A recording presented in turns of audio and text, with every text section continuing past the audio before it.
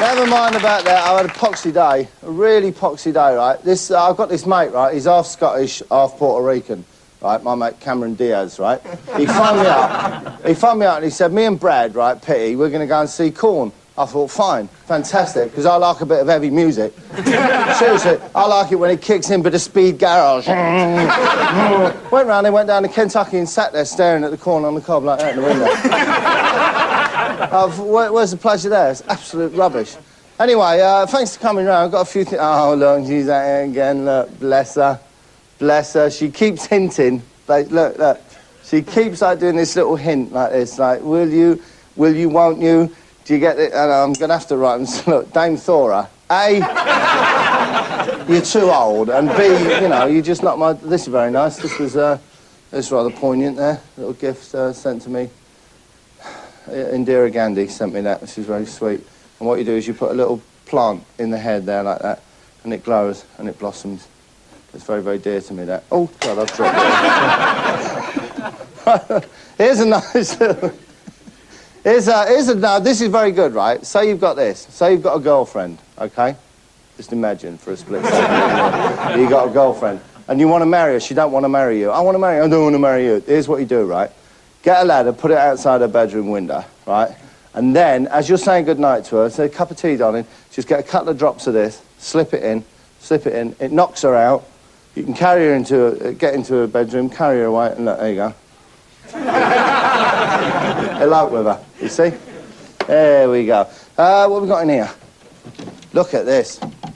Josiah Wedgwood. He's dead. Right there. Oh, look at these. These are beautiful, look. There you go. Oh, I'm sorry. I always do that with these. Look. Look.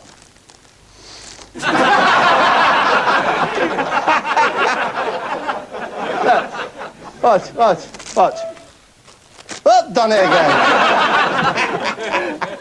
Fantastic. And sometimes Beadle comes around my house, right? Jeremy Beadle comes around my house. He comes around. Michael Barrymore. And then they say, oh, what should we do? And I always give them this, look, because that's their favourite thing in the world, look, little capers. And I'll tell you, it does wind me up slightly, right? Sometimes Patsy Kensit comes around my house and a couple of the Spice Girls, and they'll say, like, brought you some biscuits. Do you want a biscuit? Do you want a biscuit? No, you can't have a biscuit. Oh, come on, give me a biscuit. Yeah, I know what I want, what I really, really want. Give me a... They go, no. So that's what they are, basically, as far as I know.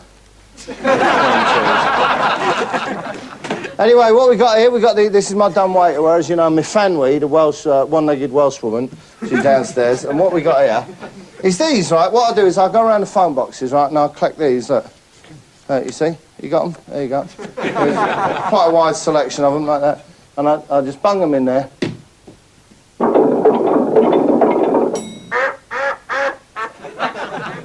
Oh, that's lovely, look, that's absolutely perfect. There you go, look, just assorted tarts. There you go. As it happens, you're very lucky to find me in, obviously, this time of night, because normally I'd be out and about. Basically, right, I never get involved in politics, but a lot of people say that since this new government's been in, a lot of the great institutions of state have been run down, right? And they're not taking the care that they should do about, you know, things like foreign affairs. I think that's nonsense. It's absolutely nonsense, because, you know, I think they're doing a great job, and there's been no downgrade in the facilities at all, as far as I'm concerned.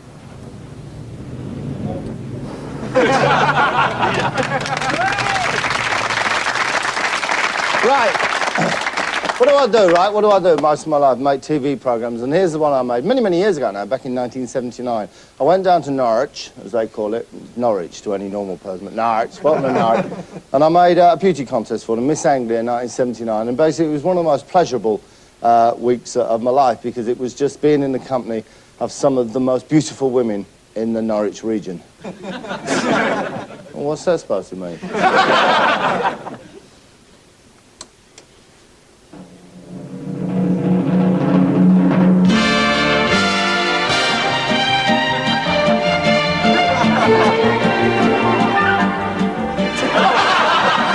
Sorry, I don't have to play this if you're just going to be stupid. All right? Shut up.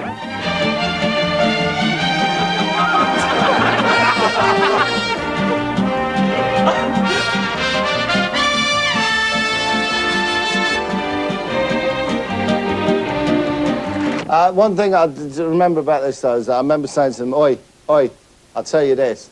If you want to do a beauty contest, you've got to have a suave host. I can't do it myself, because I can't direct it and do it.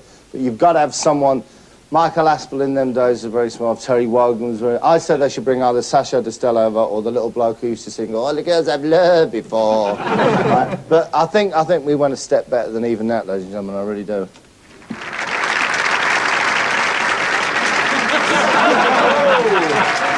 Thank you. Hello, good evening, a very warm welcome to Norwich, and welcome also to the final of Miss Anglia Television 1979. Fred Darnay, ladies and gentlemen. I'll tell you the problem with Fred, he's too honest. He cannot tell a lie, all right? He might tell the lie, but he'll give you a little clue that he's lying. But he knows, he's seen the contestants, and he knows exactly how many beautiful women there are, all right? The final of Miss Anglia Television 1979. 36 quite Five. delectable young ladies bidding for the titles That's a little code, look. of Television 1979. 36 There's quite only delectable young ladies bidding prize money, and for the winner as well, a year's contract with Anglia Television.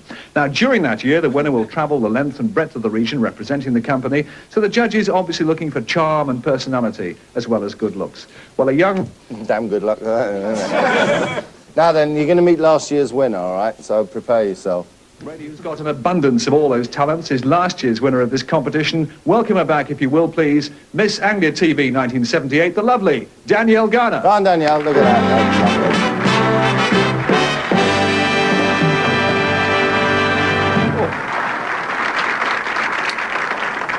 Well, that's made my night. That's a nice trick. No, it hasn't at all.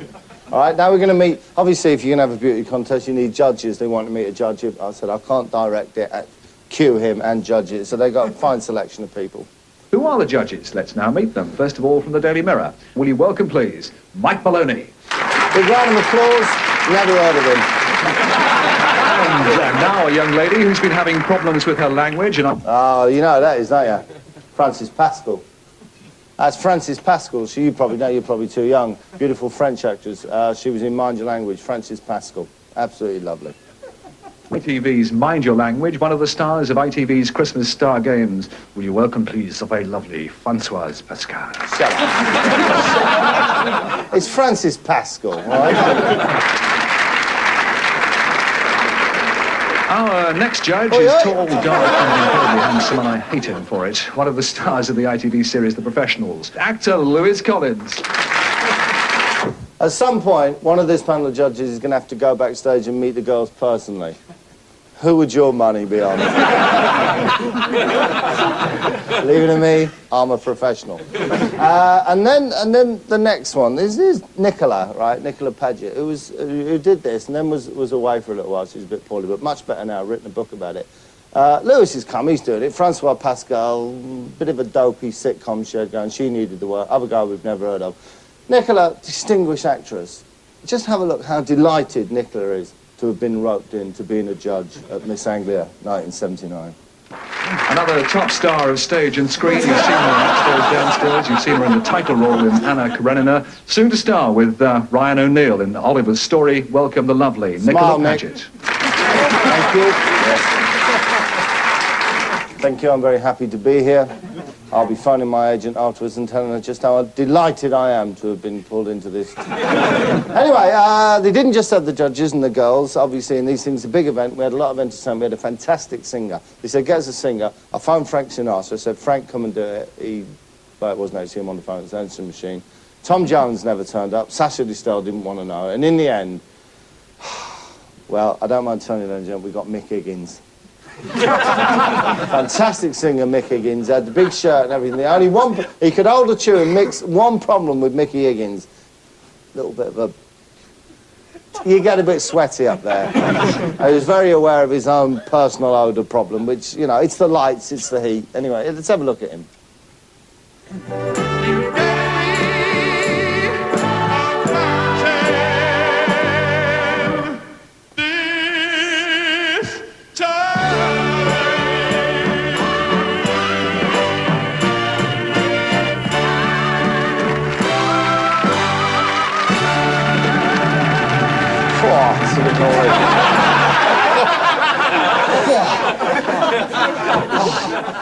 little apology to the boys in the band. Sorry about that. Talking about the band, my dad and my uncle were in the band, right? My dad, they both play saxophone. My dad's one of the leading saxophonists in the country, right? My uncle used to be, but unfortunately, he did his back rather badly in a motorbike accident in Weymouth some years ago, and he can't play the saxophone anymore because it's too heavy. But they keep him in the band, and what they did, they bought him a little toy saxophone. Just so he felt a part of it. Like, it's a bit of a tragedy, really. To be quite honest, it's not really a sniggering matter. But here's the band, anyway. You'll see me, Dad. I don't know if my uncle's there, but you'll see me, Dad. There's me, Dad.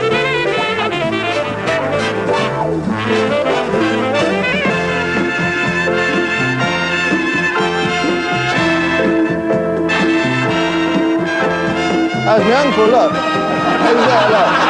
Oh, that's they give him a little close-up. Anyway, there you go. There's a man with a small saxophone. Listen, just before we go at the break, there's a couple of things I want to do. I want to get another... Oh, have a look. Come here. What do you want? Well, we've worked on a number of mid-dinners now together, and there's something I've been meaning to ask you. Just what qualities make up a first-class compere? Well, that's fairly easy. It's sort of charisma, charm, style, intelligence, and above all, a sense of humour. Well, what happened in your case? Sorry, that was a fantastic joke, James. Sorry, you go back. You played your part magnificently. You were really good. Do you get it? He's saying what makes a great thing, and I've come in with this, that, and the other, and he's come straight back at me. What happened with you? I'm sorry. Shall I come out there with a club and beat the jokes? Take him to the break, Ken. I'll take him to the break.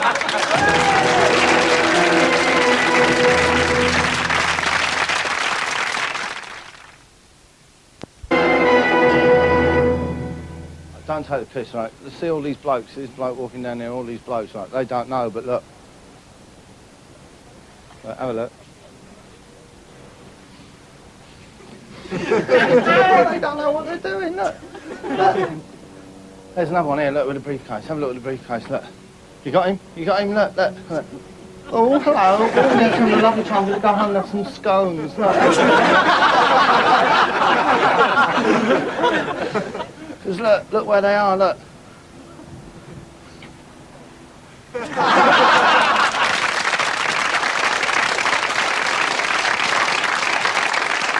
It's a very strange book. A friend of mine, Laurie Lewin, has written. He used to be a policeman and he used to have to tail people through the streets, undercover work. And what he used to do, he used to take all his clothes off, and walk along like 50 yards behind him, and they never used to spot him, look. So he's written a book about it there, look. See, it's a weird concept. Oh, look at this. Look, isn't that lovely? A little gift from Dale, my very good friend Dale. And all on Supermarket Sweep. That's from him. That's a gay huzzah. That's lovely. That's fantastic. And this is a book I've written. It's coming out pretty soon. Any of you've got any elderly relatives, an elderly grandmother, an elderly maiden aunt, someone who, not to put too fine a point, has hung around a little bit too long, and you can't think what to buy them, bath soap, scented towels, something. This book might be helpful there. It outlines the... No. I'm not saying you have to. I'm just saying, it's just to me, if somebody says, like, what does it take to be a great TV host? Snarl, charm, wit. What happened? To me, that's a corker. To me, that's a winner. That's guaranteed. I had that down as the banker. Do you know what I mean? Anyway, let's go back to 1979. Come back with me, if you will. Woo! And let's have a look. We were looking at the show that I did, Miss Anglia, 1979. We're having a look at some of the contestants in it. John Benson is the man who does the voiceovers for these contestants. He's a legend in the Anglia region. Gets a little bit confused, okay? But he's a good man. 21, 5 feet 5 inches tall. She's got fair brown eyes. You've either got brown eyes or you've got fair eyes, in which case you're an albino. And I would venture hardly likely to feature in the closing rounds of a beauty contest. But still, anyway, come on, John. And as an occupation, she is a mini computer operator. As opposed to a big computer. She's a secretary. And among her hobbies are squash and voluntary work. No, it's not. 5'7", dark blonde, fair hair, green eyes. She has an unusual occupation, slightly unusual for a girl. She's a draftswoman. No. A draftswoman is not a slightly unusual occupation for a girl. In fact, John, I think you'll find a draftswoman is an incredibly unusual occupation for a man.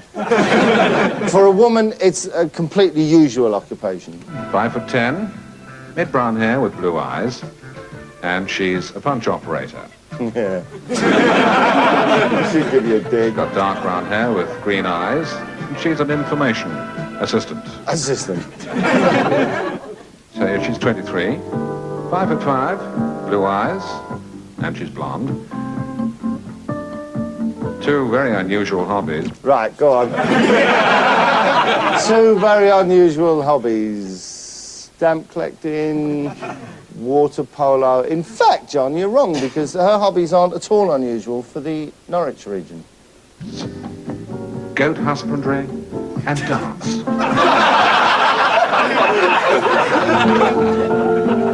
Irene's in white. No, she's not. She's in blue. And also, what colour's that? Right, what colour? Before you go any further, before we worry about the colour, have a look at this coming out. This girl's had a little drink. Look. Look, watch. No, I just needed to steady my nerves, biggest day of my life. What colour's that? Go on. Blue. No, well, it shows how stupid you are. And in turquoise. Turquoise. Okay? But what's and she has had a little drink, watch. Sequin design at the front. Topped off by that high neckline. Now stand still. Oh. Oh, a little bit giddy. And so then, to the most important part of the evening, the result of Miss Anglia Television for 1979. The man who's got the result is backstage at the with the girls at the moment. And I wonder who that is. Maybe they've sent Nicola Paget back there to have a nice little chat with them. What he's doing there, Lord only knows. Lewis Collins, here. Lewis. Here he is, Lewis Collins, ladies and gentlemen. He wants another 3 minutes. You can't have it, Lewis. Listen, I'll tell you what. You've had a marvellous day, haven't you? Yeah, it's been fantastic. Yeah, lovely girls, all of them. And it must, I know it's a cliche, but it must have been almost impossible to pick a winner. You're going to say yes. Yes, it is actually. Certainly in the final 12, you know, it's been very difficult for the judges. I mean, we've been working on it all day, and I think it's been quite an unusual year. All right. Us, you know. Let's see what sort of verdict you've reached then. First of all, in third place in Miss Anglia 1979 is... In third place, I call her Carrots. Dad's a farmer. That's not why you call her Carrots. But obviously she's going to come out now, and what's it going to be? Little peck on the hand. That's what a gentleman would do. Surely not a full-scale grope going on here, Lou. Here you come, baby. Come on. Yeah, you go. Sharon gets a nice kiss from Lewis, and she also gets a cheque for £200. £200. There's the cheque for £200. Lewis in second place in Miss Anglia. Runner-up is the lovely... Well, baby. And a cheque for £500. And now to the moment we've all been waiting for. Before we hear, though, who's the winner of this competition. Just what we're going to do now is this is the most amazing thing about it. I think it was a great innovation that I came up with. Normally, at beauty contests, they get a bunch of flowers. Right? I said, what you should give them, right, bring on last year's winner, give them the tiara, right, and a big bag of dope. Why not? Give them a big bag, and they said, where are we going to get a big bag of dope? I said, go around my house, right, go in my bedroom, right, get my stash, bring it down, and that's exactly what happened. Let's call on last year's winner for her last function, Danielle Gardner, ladies and gentlemen. With the tiara and the sash, Lewis.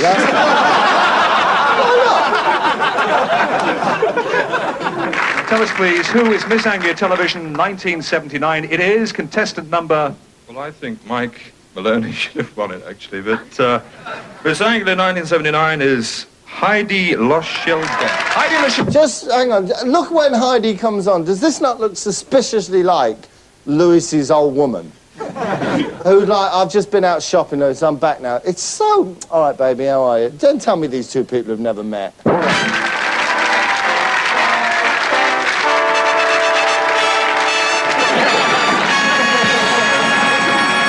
big question, of course, that I never found out, because the stash went missing, was where that all went, but I don't know. Hey, Francois Pascal!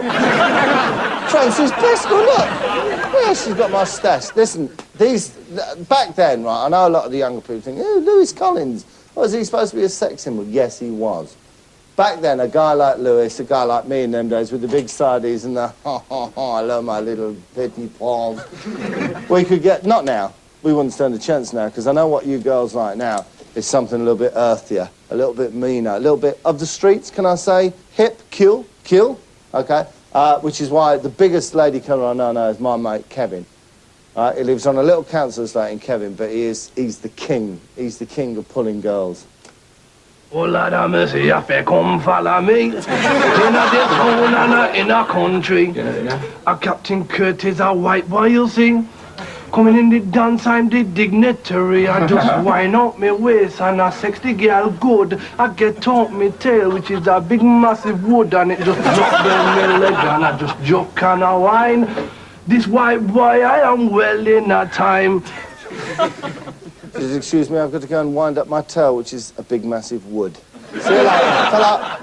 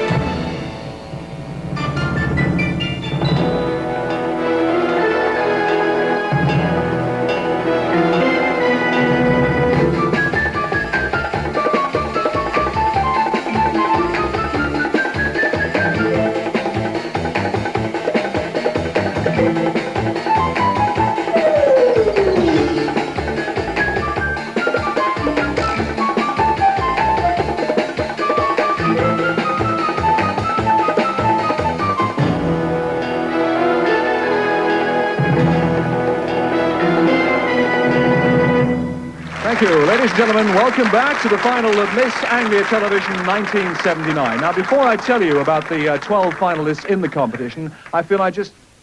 Oh, no. Ladies and gentlemen, the face behind the voice, the one and only, John Benson. Oh. Now, listen. What are you up to? There's something I must ask you, Fred. What's that? Well, we've done lots of gambits together, haven't we? I've never had a chance to ask you this. Now, what are the ingredients that make up first-class comedy? It's very easy. It's sort of charisma, charm, style, intelligence, and above all, a sense of humour. What happened in your case?